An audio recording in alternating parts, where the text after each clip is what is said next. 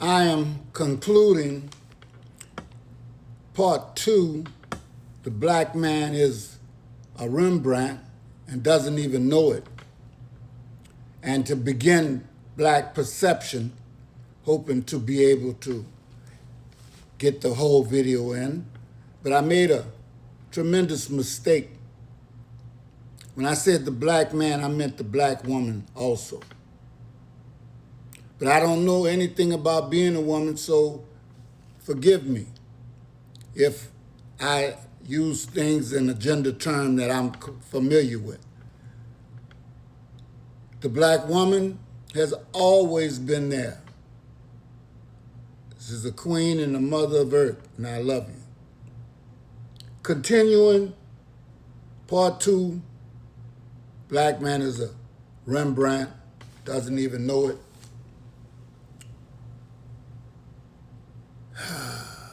When we understand that the mind has been under attack for generations, and healing the mind is part of liberation, so I close as the black man is a Rembrandt, not because he is flawless, but because he is a masterpiece in progress, rich with color, history, struggle, and light. The black woman is a Rembrandt too, brilliant, enduring, and too often laboring under the weight of the world that has tried to make her invisible while relying on her strength. And I said this 2 times because it's very important for us to realize without the black woman, there is no man. The black community across the African world and the diaspora is not a mistake of history. We are a living testament to survival and genius. They tried to bury us in chains. They tried to bury us in categories. They tried to bury us in silence. But what is buried is not always dead, and what is hidden is not always lost. The truth is this: we were never meant to remain in bondage to other people's lies. We were made to know ourselves, build ourselves, and contribute to civilization with full dignity as we always had. So let us remember, let us restore, let us rise, because the masterpiece is still here and the world is only beginning to see it. So let us remember, let us restore, let us rise. Now, let's talk about the black perception. Knowing who we are, brothers and sisters, when we speak about black perception, we are speaking about black people and how they see themselves, how others see black people, and how those views shape our lives. So this is something for everybody.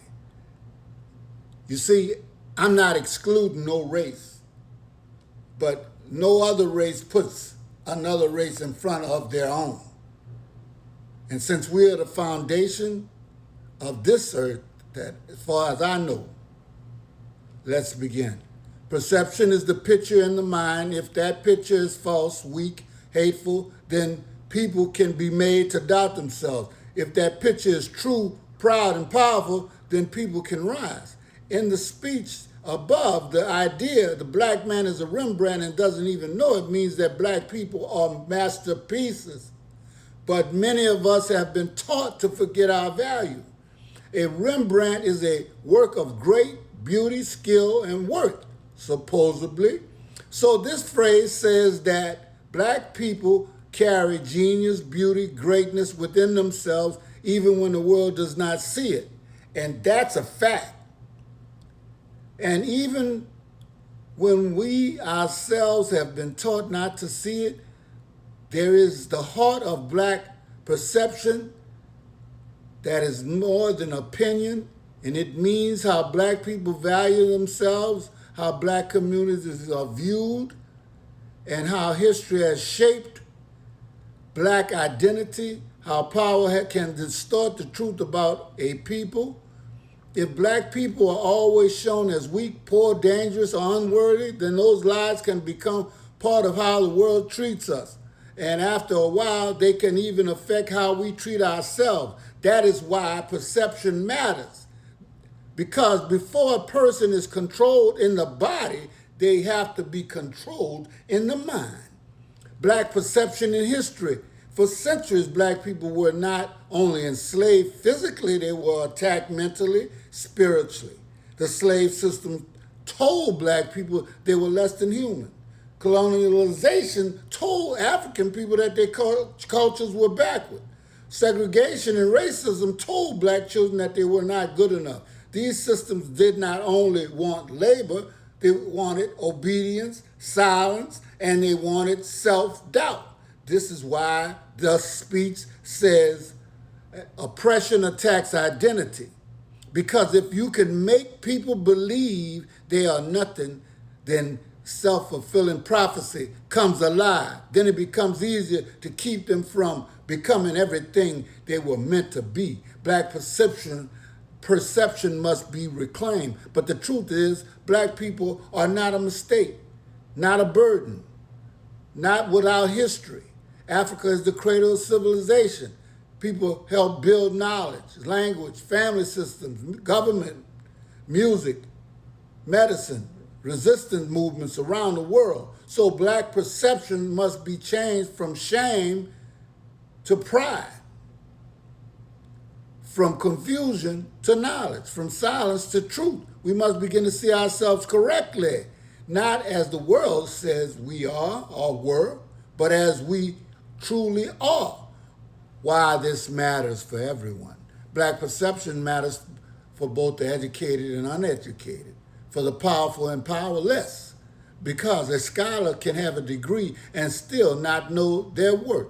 A poor person can have little money but still carry deep wisdom, dignity, and strength. Perception is not just about education levels, it's about self-knowledge. It's about whether we believe we are worthy of respect, opportunity, and freedom. A people who know their value will fight for justice. A people who forget their value will settle for less. The meaning of the Rembrandt image.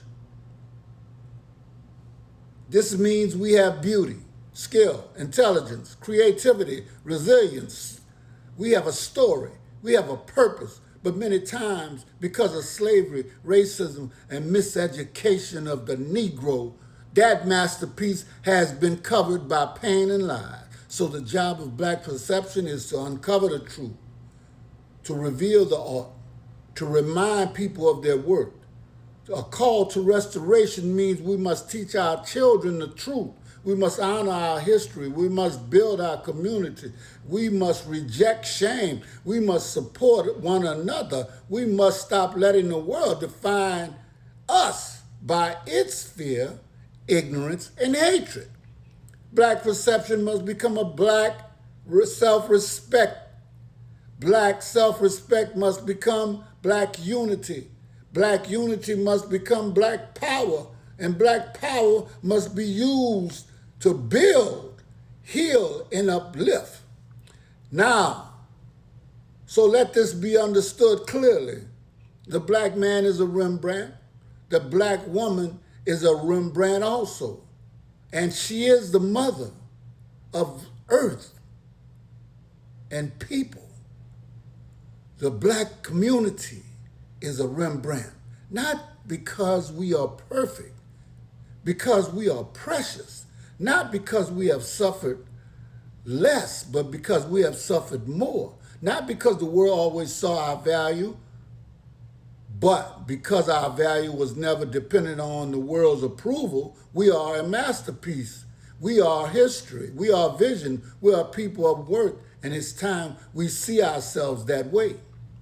Now, in closing, I'd like to tell you that you are worthy of the harvest that others laid their life down for, and they are worthy of our respect.